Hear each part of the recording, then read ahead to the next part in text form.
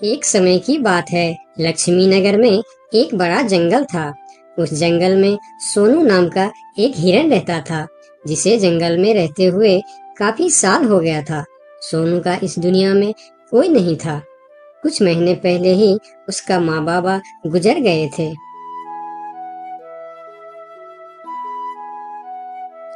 इसीलिए इस जंगल में रहते हुए उसे काफी अकेलापन महसूस होता था।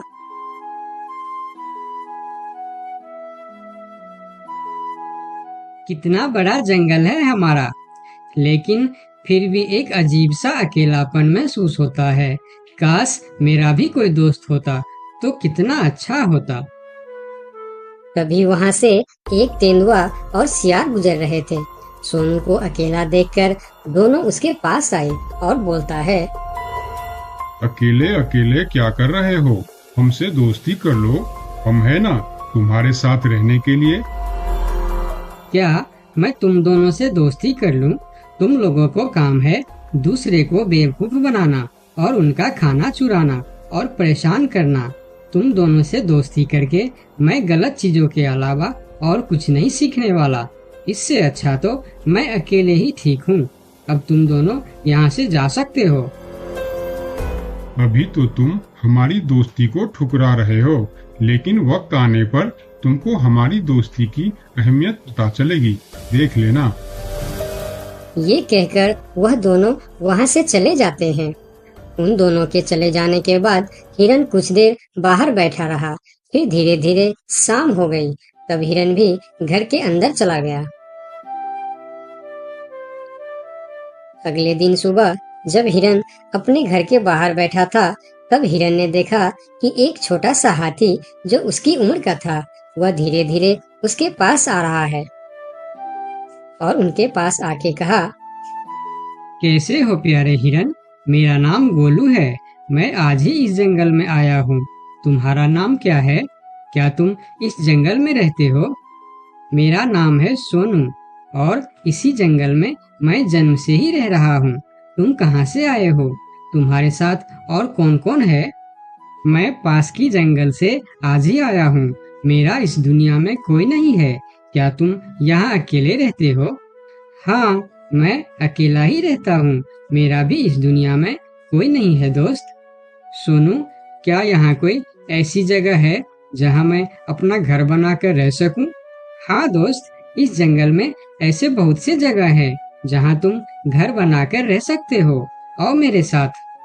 फिर हिरन और हाथी जंगल के और भी अंदर चले गए, जहाँ हरियाली भी थी और जगह भी बहुत सुंदर थी। यहाँ तो मैं अपना पसंद का घर आराम से बना सकता हूँ।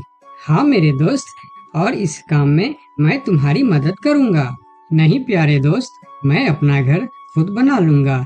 मैं तुम्हारा फायदा नहीं उठाना चाहता। तुम मेरी बहुत मदद की है। ये सुनकर भी हिरन ने उसकी मदद करने का फैसला नहीं बदला और काम पर लग गए। जंगल से अच्छी लकड़ियाँ और पेड़ इकट्ठा करके दोनों ने मिलकर 2 दिन के अंदर ही एक झोपड़ी जैसा घर बना डाले। तुम्हारा बहुत बहुत शुक्रिया दोस्त। अगर तुम नहीं होते तो मैं इतना आसानी से ये घर नहीं बना पाता। शुक्रिया की कोई जरूरत नहीं है। तुम मेरे प्यारे दोस्त हो। ये तो मुझे करना ही था। उस दिन से दोनों की दोस्ती और भी गहरी हो गई। इधर शाम होने वाली थी। हिरन अपने दोस्त से विदा लेकर अपने घर की ओर चलना शुरू किया। हिरन रोज हाथी के घर आता और दोनों सारा दिन साथ ही रहते थे। एक साथ खाते थे और मजे भी करते थे। एक दिन सोनू हिरन हाथी के घर नहीं आया तो उसे हिरन के लिए चिंता होने लगा। वह फिर चलकर हिरन के घर जा पहुंचा। अरे क्या हुआ दोस्त, तुम आज मेरे घर क्यों नहीं आए? तुम्हें ना देखकर मैं बहुत परेशान हो गया, इसीलिए मैं इधर चला आया। दोस्त, मेरा तबीयत खराब है। पूरे शरीर में बहुत दर्द हो रहा है। मैं ठीक से खड़ा भी नहीं हो पा रहा हूँ। हाथी आगे आया और हिरन के शरीर को छू कर देखा कि हिरन को तो बहुत तेज बुखार चढ़ा है। दोस्त, तुम्हें तो बहुत तेज बुखार है, लेकिन ये सब अचानक कैसे हो गया? ये कहकर हाथी ने थोड़ा देर सोचा और बोला, मैं अभी आता हूँ। तुम बिल्कुल चिंता मत करना, तुम ठीक हो जाओगे। इतना कहकर हाथी वहां से चला गया और सोनू हिरन उसका इंतजार करने लगा, लेकिन कई घंटे गुजर जाने के बाद भी हाथी नहीं लौटा। हिरन निराश होकर बैठा रहा। थोड़ी देर बाद वही तेंदुआ और सियार उसके पास आ गए और कहने लगे, सोनू हिरन, तुम्हारी तबीयत का पता चला तो हमें बहुत दुख हुआ। ये देखो, हम तुम्हारे लिए खाना भी लेकर आए हैं। उन्होंने कुछ फल हिरन के सामने रख दिए और फिर उसको खाने के लिए कहते हैं। तुम लोगों का बहुत बहुत शुक्रिया, मुझे बहुत भूख लगी थी। अरे हिरन भाई, इस समय तुम्हारा तबीयत खराब है और वह तुम्हारा दोस्त कहाँ है जो हमेशा तुमसे चिपका रहता है? पता नहीं कहाँ गया है। सुबह एक बार आया था, उसके बाद अभी तक लौटा नहीं। हाँ, उसने सोचा होगा कि तुम्हारी बीमारी में सेवा करनी पड़ेगी, इससे अच्छा तो हम भाग ही जाते हैं, इसलिए वह गायब हो गया। अच्छा दोस्ती निभाया उसने। नहीं नहीं, ऐसा नहीं हो सकता, वह मेरा बहुत अच्छा दोस्त है। ऐसा ही हुआ है। हमने कहा था ना कि वक्त आने पर हमारी दोस्ती की अहमियत समझेगी। यही वह समय है। उनकी बात सुनकर सोनू हिरन को बहुत दुख हुआ। फिर वह वहां से चला गया। धीरे धीरे शाम हो गई, लेकिन हाथी का कोई अता पता नहीं था। हिरन के तबीयत में भी कोई सुधार नहीं हुआ। अगले सुबह फिर से वह दोनों हिरन के घर पर आए। आज भी दोनों ने हिरन के लिए कुछ फल लेकर आए थे। हिरन बहुत खुश होकर खाने लगा। उसे अपने आप पर शर्म आ रहा था कि जिन जानवरों को वह बुरा भला कह रहा था, आज मुसीबत में वही उसके काम आ रहे हैं। वह हर बार उनका शुक्रिया कर रहा था और माफी भी मांग रहा था। फिर थोड़ी देर बात करके दोनों वहां से चले गए। कब तक हम इनकी नौकरी करते रहेंगे? अब अपने योजना को अंजाम देने का समय आ गया है, नहीं तो बहुत देर हो जाएगा। हाँ, तुमने बिल्कुल ठीक कहा। अब हमें और समय नष्ट नहीं करना चाहिए। आज ही हमें कुछ निर्णय लेना ही पड़ेगा। चलो चलते हैं शेर सिंह के पास। शाम के समय जब हिरन अकेला था, तब हाथी वहां पर पहुंचता। उसको देखते ही सोनू हिरन को बहुत गुस्सा आ गया। क्या देखने आए हो यहाँ? यही कि मैं जिंदा हूँ या मर गया? ऐसा क्यों बोल रहे हो दोस्त? मेरा पूरा बात तो सुनो। मुझे दोस्त कहकर मत बुलाओ। दोस्त वो होता है जो अच्छे और बुरे वक्त में साथ निभाए। तुम तो मेरे तबीयत खराब होते ही मुझे छोड़कर भाग गए थे। मुझे खाना भी वह लोग लाकर दे रहे थे जिससे मैं बात तक करना पसंद नहीं करता था। तुम्हें अभी तक कुछ भी पता नहीं है, इसीलिए गुस्सा कर रहे हो। मैं तुम्हारे साथ छोड़कर नहीं भागा था। मुझे पता चल चुका था कि तुम्हें डेंगू बुखार हो गया है और तुम्हारे पास सिर्फ 3 दिन थे। मैंने घर में इसके दवाई रखे थे, लेकिन जब मैं घर पहुंचा तो वहाँ दवा न जाने कहाँ गायब हो गया। मेरे पास समय कम था। तुमको बताने वापस आता तो और देर हो जाती, इसीलिए मैं पुराने जंगल गया था। वहाँ से तुम्हारे लिए 2 दिन का सफर करके यह जड़ी बूटी लाया हूँ। इसे खा लो दोस्त, वरना सुबह तक तुम्हारा बुखार नहीं उतरा तो मैं मेरे सबसे अच्छा दोस्त खो दूंगा। ये सुनकर सोनू हिरन के आंखों में आंसू निकल आए। उसने तुरंत वह जड़ी बूटी खा ली। मुझे माफ कर दो दोस्त, न जाने मैं कैसी तुम्हारी दोस्ती पर शक कर बैठा। यकीन मानो, तुमको वापस देखकर मुझे बहुत अच्छा लग रहा है। फिर दोनों ने बातें करने लगे। इतने में सोनू को अच्छा महसूस होने लगा। फिर वह उठकर खड़ा हो गया। अरे देखो दोस्त, मैं तो बिल्कुल ठीक हो गया। तुम्हारा बहुत बहुत धन्यवाद दोस्त। दोनों घर के बाहर बातें कर रहे थे, तभी वहाँ पर शेर सिंह को साथ लेकर वह दोनों आ गए। तुम लोगों के साथ ये शेर सिंह यहाँ क्या कर रहा है? शेर सिंह, यही वह हिरन है जिसे हमने आपके लिए तैयार किए हैं।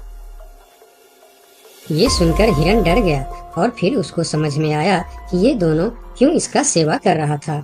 इधर शेर सिंह हिरन को शिकार करने के लिए आगे आया। तब हाथी बोला, मेरे रहते तुम लोग मेरे दोस्त को कुछ भी नहीं कर सकता।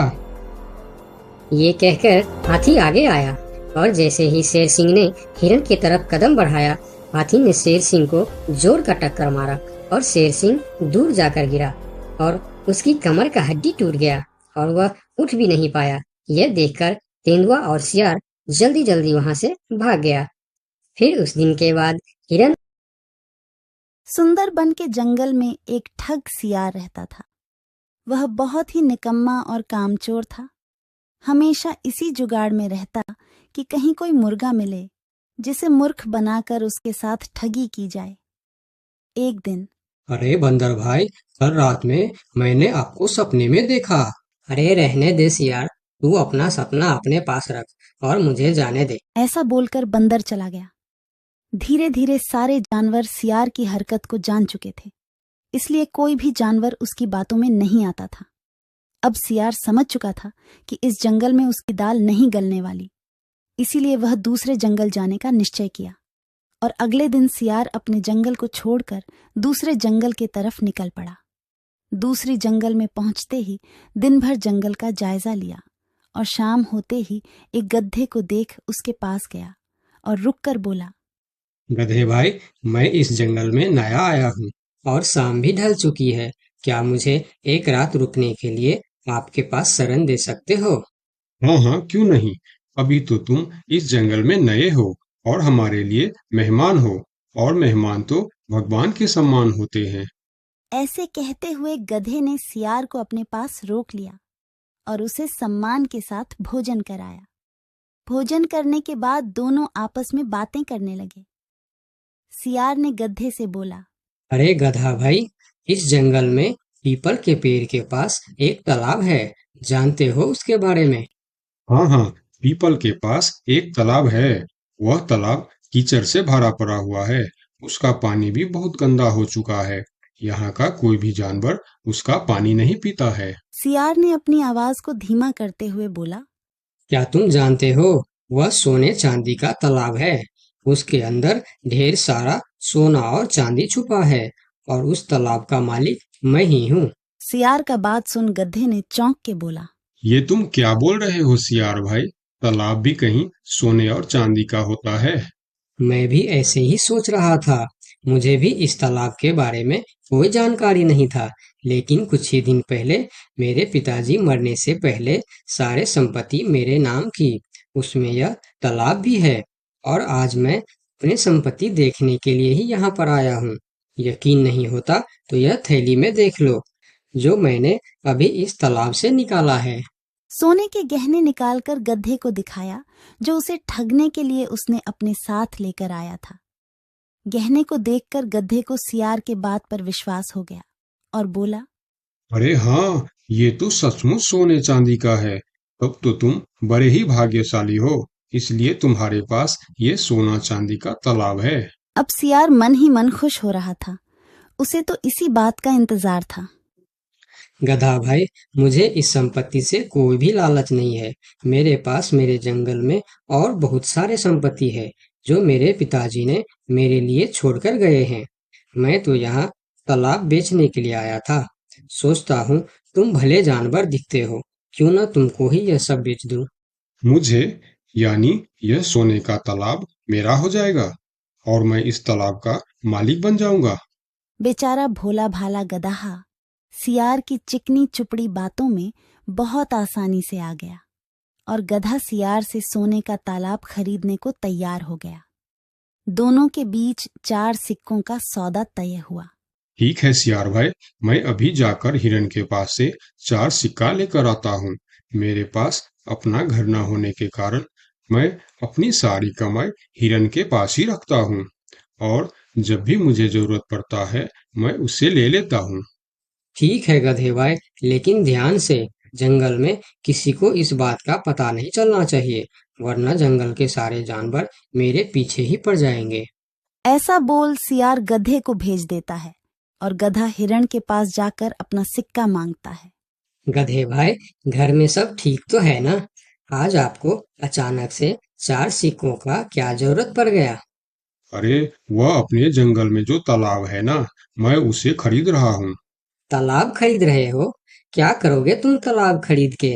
तालाब का तो पता नहीं, लेकिन उसमें जितना सोना चांदी है वह सब मेरा हो जाएगा। तालाब में सोना? ये तुम क्या बोल रहे हो भाई?